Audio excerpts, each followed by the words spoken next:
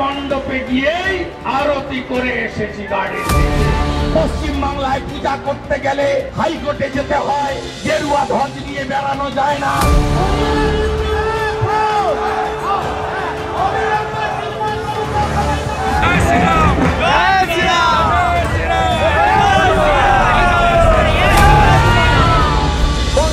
ভাগ হিন্দুকে এক করেছিলাম।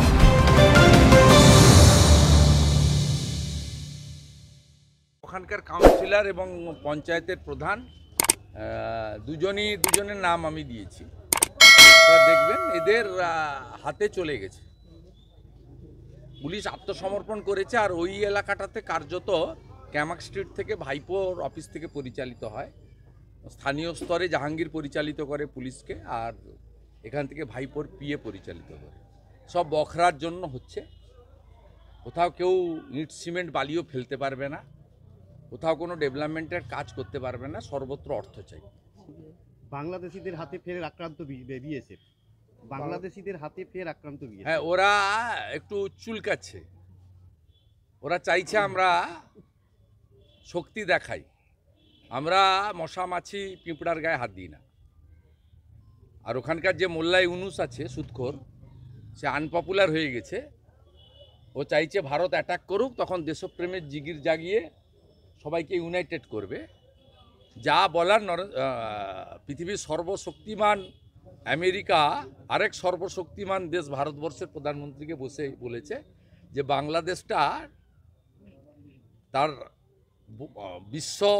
বিশ্ব রাজনীতিতে কি নীতি হবে, কি ব্যবস্থা হবে, সেটা নরেন্দ্র মোদীজি ঠিক করবেন, ভারতবর্ষের প্রধানমন্ত্রী।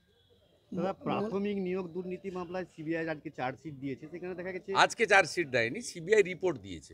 তার সঙ্গে কিছু কাগজ অ্যানেক্স করেছে। এটা লোয়ার কোর্টেও দিয়েছে। আপনাদের এটা পুরনো খবর, এবং এতে বহু লোকের সুপারিশপত্র, পার্থ চ্যাটার্জির অফিসে যাদের সুপারিশপত্র, আপনাকে দুটো জিনিস আমি এক্ষেত্রে বলি, এটা নতুন নয়, এটা 2-2.5 বছর আগের পচা জিনিস আপনার বেরিয়েছে। যাদের সিবিআই ডেকে জিজ্ঞাসাবাদ করা দরকার, মানে যাদের সুপারিশে বেআইনি নিয়োগ হয়েছে, তাদের মধ্যে কোনো বিজেপির লোক নেই।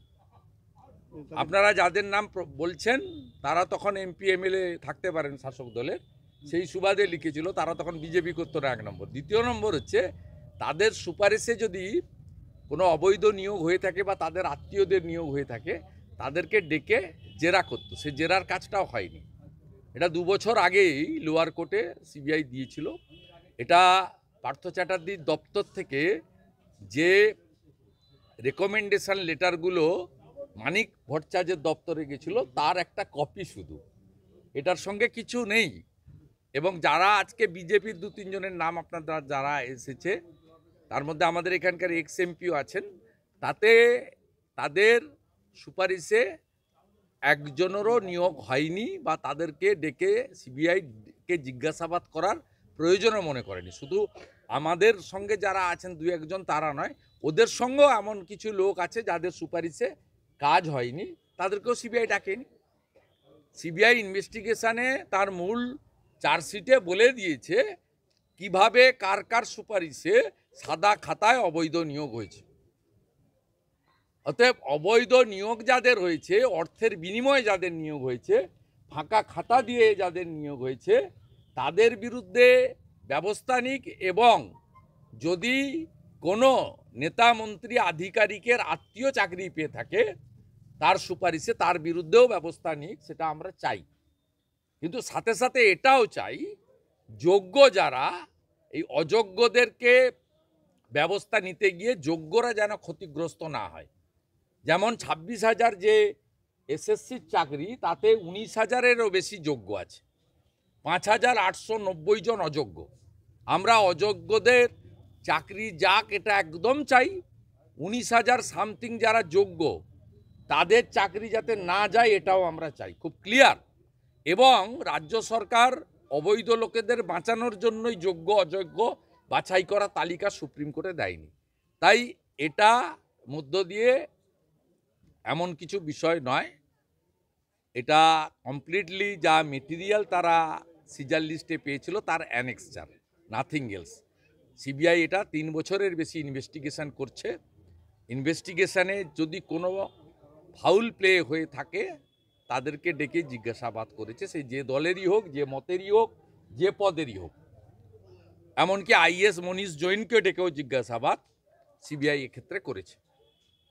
অতএব এটা নিয়ে কোনো গোপনীয়তার বিষয় নয়, একদম ট্রান্সপারেন্ট স্বচ্ছ বিষয়। মোহন ভগবতের প্রোগ্রাম যেটা সরসংঘ চালক একটি কর্মসূচি করবেন বর্ধমানে সাঁইর একটি মাঠে। সেখানে তার কর্মসূচি হবে মাত্র 2 ঘন্টার। ওই মাঠ এবং পার্শ্ববর্তী এলাকায় কোনো মাধ্যমিক পরীক্ষা সেন্টার নেই, 1 নম্বর। রবিবার দিন কর্মসূচি 2 নম্বর।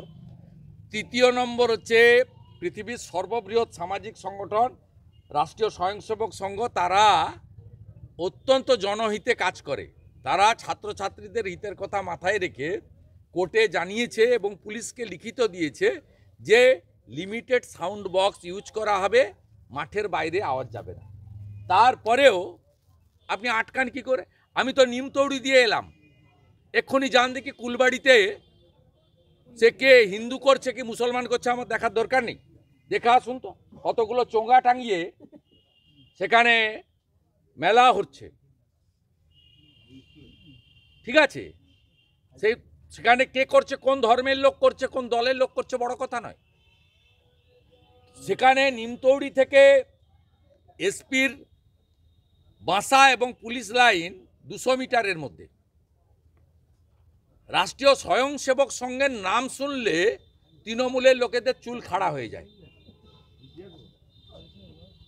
রাষ্ট্রীয় স্বয়ংসেবক সংঘ ভারতীয় সংস্কৃতি আর সনাতন সংস্কৃতিকে রক্ষা করার জন্য কাজ করে এবং ভারতবর্ষে তখন প্রধানমন্ত্রী জওহরলাল নেহরু ছিলেন। চীন ভারত যুদ্ধের পরে চীন যুদ্ধে এত ভালো ভলেন্টিয়ারের কাজ করেছে আরএসএস এর সঙ্গের লোকেরা। 26শে জানুয়ারি প্রজাতন্ত্র দিবসে প্যারেডে অংশগ্রহণ করেছিল সংঘ। মমতা ব্যানার্জি জানে না বলে এসব করছে, ইতিহাস পড়তে হবে। বীর সাভারকারকে আন্দামানের জেলে রাখা হয়েছিল দেশপ্রেমী বলে। অতএব মমতা বন্দ্যোপাধ্যায় ভীত, আতঙ্কিত যে পশ্চিমবঙ্গে শিক্ষাক্ষেত্রে হোক, স্বাস্থ্যক্ষেত্রে হোক, সামাজিক আন্দোলনে হোক, লাভ জিহাদের বিরোধিতা করার হোক, জমি জিহাদের বিরোধিতা করা জন্য হোক, সংঘের যে ব্যাপ্তি বৃদ্ধি পাচ্ছে এবং প্রচুর মানুষ সংঘ এবং সংঘের আয়ামগুলিতে যুক্ত হচ্ছেন, এই আতঙ্ক থেকে পুলিশকে দিয়ে রাজ্যের পুলিশ মন্ত্রী সরসংঘ চালকের সভাতে বাধা সৃষ্টি করেছিলেন।